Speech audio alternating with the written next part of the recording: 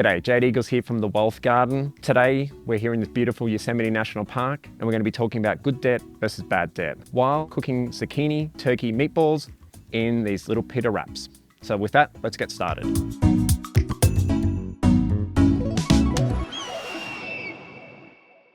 So why are we talking about debt? Isn't all debt bad? We're going to get into that because not all debt, at least in my view, is bad. I kind of like to break debt down into two distinct categories.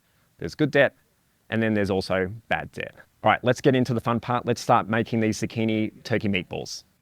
1 pound of turkey there. 1 zucchini. So what would even count as good debt? We got to look at like what that debt's for, what benefits we get with it. For example, a mortgage. Depending on your interest rate, if you were able to refinance recently when interest rates were like down low at like 2 to 3% there, that's really a low interest rate there where it makes sense, and that's kind of counts as a good debt. Additional money we could go and take and invest and get a higher return than that. Get some green onions. So when I'm thinking about any sort of debt, I always look at the interest rate for a start and then think whether or not we could invest money and get a higher return than that.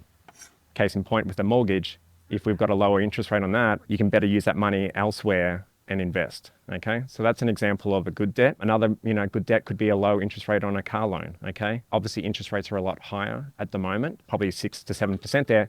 Maybe that's not the best use of a debt, okay? 1 egg. Bit of mint. Cilantro.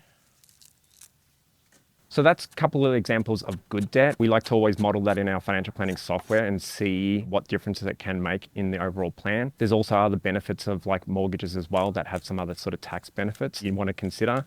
So all debt is definitely not bad. If you talk to my uncle back in Australia though, always wants to pay for everything in cash. He never wants to have any debt, wants to have the mortgage paid off. And talking about that, there's actually really nothing wrong with going into retirement with a mortgage. There are those clients though who definitely want to always have that paid off. If you've got a low interest rate, it doesn't necessarily make sense. More of a mental thing that you're not wanting to go into retirement with debt. But from the planning side of thing, there's nothing wrong with having a mortgage depending on its interest rate through retirement.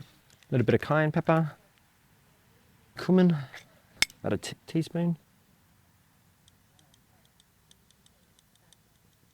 And let's mix that together. So let's talk about bad debt. What is bad debt? First one that always comes to mind is credit cards. I've never seen a credit card interest rate below 10% there. That's a really high amount there, an interest rate that you're going to have to try and beat in the market.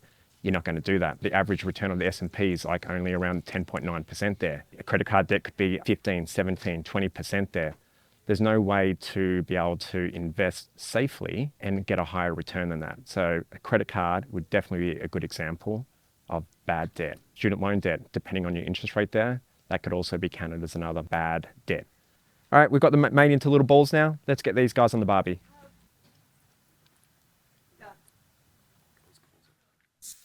Always look at the interest rate, think of whether or not you can safely invest in the market at a higher rate. And if you can, that counts as a good debt. And if you can't really, like credit card debt, it's better to try and pay that off with additional savings so that you can eliminate that debt there. You don't want to straddle yourself with a large amount of debts with a high interest rate.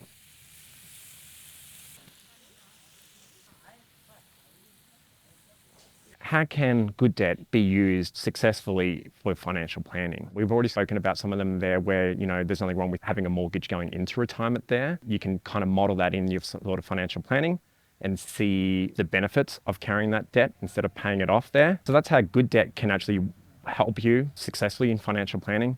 But on the flip side, bad debt can really erode at your chances and probability of success, a successful retirement, or even being able to achieve for those savings goals. It can really erode at not only your mental, state as well, like being weighed down with that saddle of baggage there, but it'll also affect the financial plan and the probability of success there.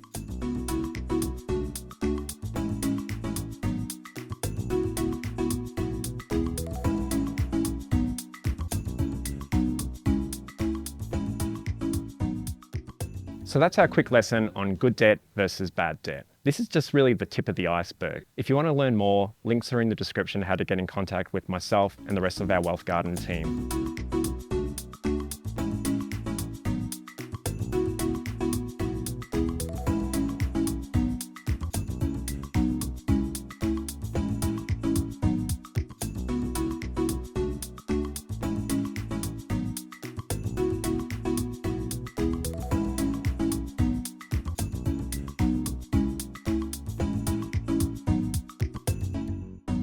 So there we have it. We've got our turkey zucchini meatball pitter pocket while talking about good debt versus bad debt. Enjoy. I hope you've enjoyed this video. Be sure to subscribe so you can keep up with my latest cooking videos when they get released. If you have any financial planning questions, feel free to reach out to me at thewealthgardenfs.com, where you can reach out to me directly and we can schedule a call to learn about your specific situation. I'm Jade Eagles, and I'll see you again soon.